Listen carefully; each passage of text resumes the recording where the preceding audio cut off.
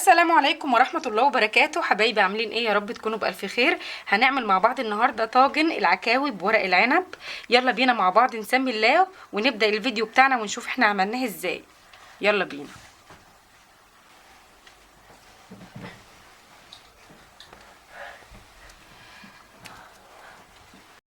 انا عندي الحلة بتاعتي على النار فيها سمنة وزيت. هندي طبعا للعكاوي صدمة كده الاول، تاخد تحميرة كده في الحلة.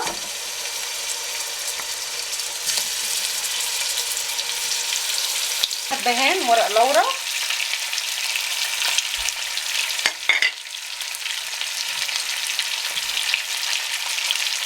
عندي بشويه فلفل اسود. الملح طبعا هنحطه خالص في الاخر.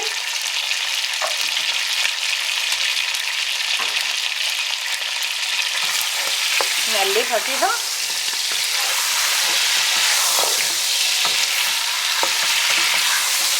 اول ما تتحمر كده وتاخد لون معانا هنقول لكم هنعمل ايه. بعد اللحمه ما اتشوحت معانا هنزل عليها بقى بصلايه، فلفل كوبي، واحده جزر، واحده طماطم،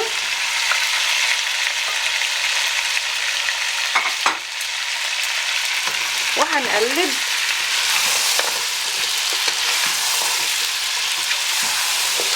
وهنضيف لها بقى ميه سخنه، لازم ميه سخنه،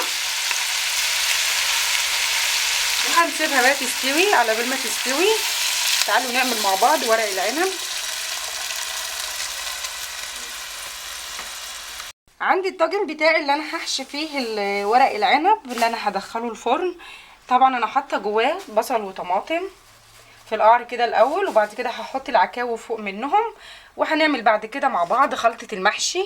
هركن ده على جنب.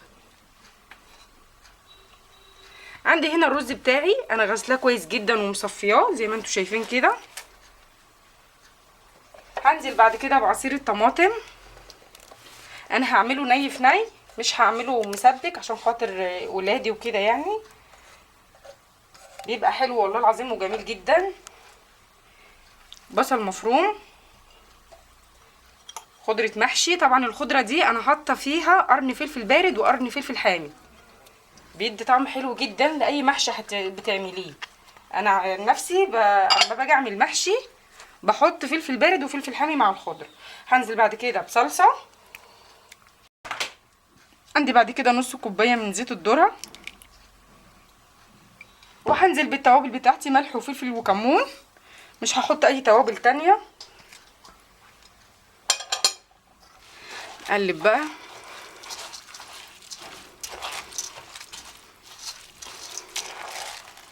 انا بحب الخضره كتير والطماطم كتير، في الطماطم كمان اكتر من الصلصه في المحشي.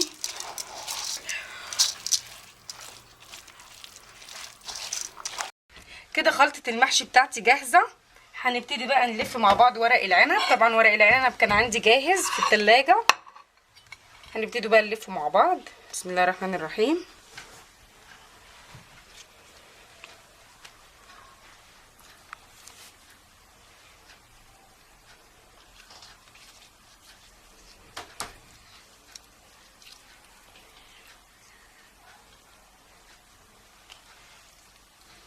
يا حبايبي بنلف ورق العنب كده بالشكل ده. نجيب الطرف ده كده وده كده ونبتدي بقى نلف. سهل جدا، ما بياخدش معانا اي وقت. بس طبعا عشان الفيديو ما يبقاش طويل عليكم انا بلف معاكم كده كام ورقه، عشان بالنسبه للبنات الصغيرين الحلوين اللي مش بيعرفوا يلفوا ورق العنب. والله هو لف وسهل وحلو جدا، يعني ما بياخدش وقت اهو زي ما انتم شايفين. انا حبيت بس اوريكم كام واحده كده. هنكمل بقى كل الطبق دوت وهرجع لكم تاني. كده يا حبايبي انا خلصت خلاص لف ورق العنب. هنبتدي بقى نجيب الطاجن بتاعنا اللي هندخله الفرن. وعندي العكاوي بتاعتي استوت تماما زي الفل. هنرصها الاول في قعر الطاجن.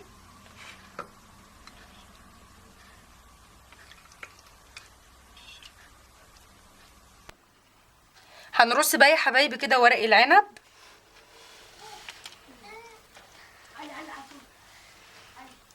لحد ما نملى الطاجن كله.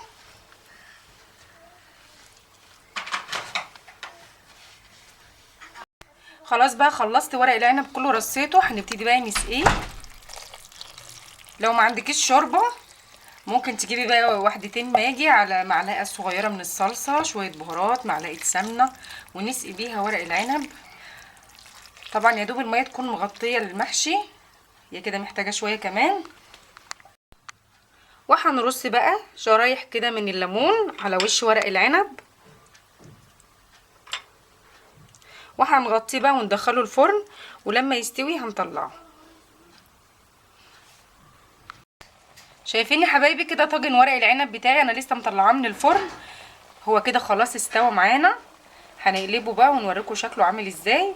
طبعا ورق العنب ممكن نعمله بنحط ريش، ممكن نحط ريش تحتيه، ممكن نحط شرايح لحمه، بيبقى جميل جدا. يلا بقى نشوف شكله عامل ازاي.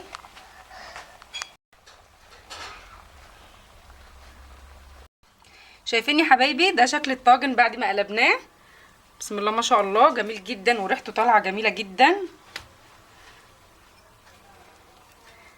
اتمنى يكون فيديو النهارده عجبكم. كان معاكم نورة وليد، انتظروني ان شاء الله اشوفكم على خير في فيديو جديد، والسلام عليكم ورحمه الله وبركاته.